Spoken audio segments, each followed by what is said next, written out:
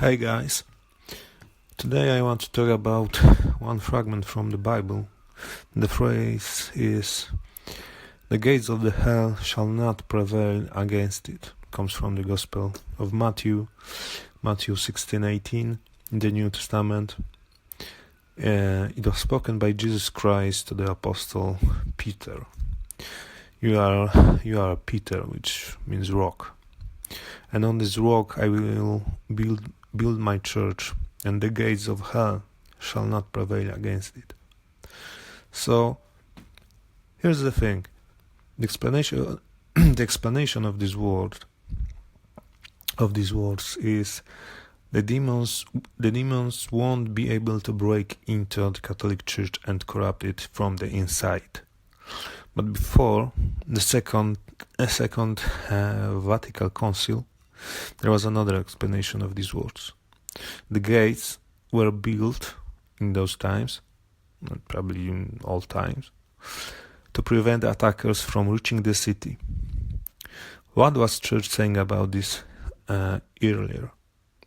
That hell in this fragment actually meant Hades, and it was a symbol of pagan Greece. Gates of paganism that won't stop the church. It meant that Christians are supposed to attack, and the pagan world won't stop them. It didn't mean that they're supposed to attack it physically.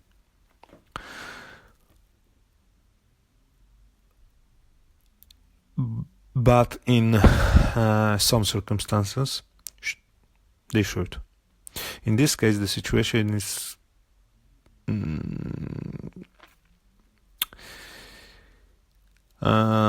with this explanation. In this case, the situation is completely different. Different to the point that Holy League from the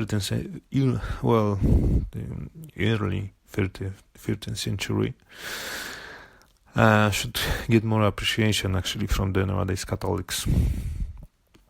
This passage from the Gospel of another fragment from the Bible, from the Gospel of Luke 22 from 35 to 36, highlights a significant moment in Jesus Christ's teaching. These words were spoken during the Last Supper, as Jesus prepared his disciples for the challenging times that would follow his crucifixion. It was about the sword, about general fighting.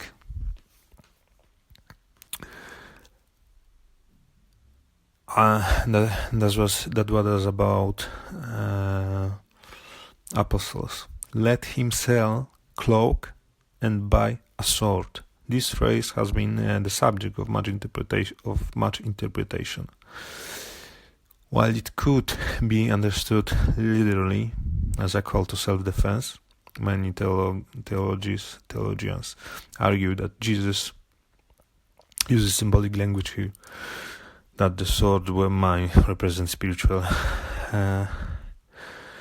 preparation, courage, or general preparation to face spiritual struggles rather than literal physical combat.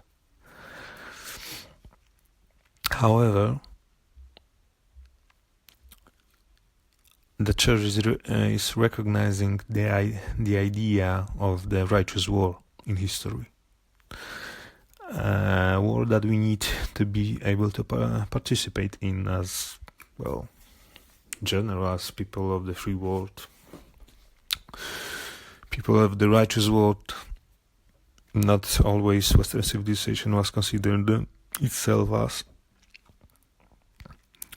According to many priests and preachers, people were on the highest level from the humanitarian perspective in the 13th century. The heresy of the pacifism idea is something relatively new. Since the 50s in Europe, men have been broken after wars.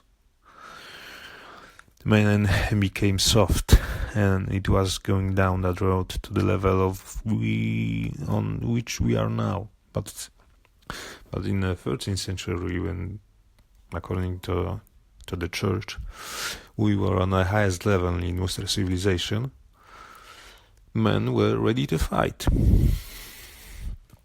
So the teachings of the church started changing recently. I'm not talking right now about official teachings, more about regular priests and Christians claiming that man must be soft and loving in an emotional way, which, by the way, isn't even biblical. So, if we're gonna look at everything from the perspective of history, the Bible, it seems that Western civilization shouldn't be soft at all. So, especially Christians. So here I'm gonna finish this. Those are my 2 cents.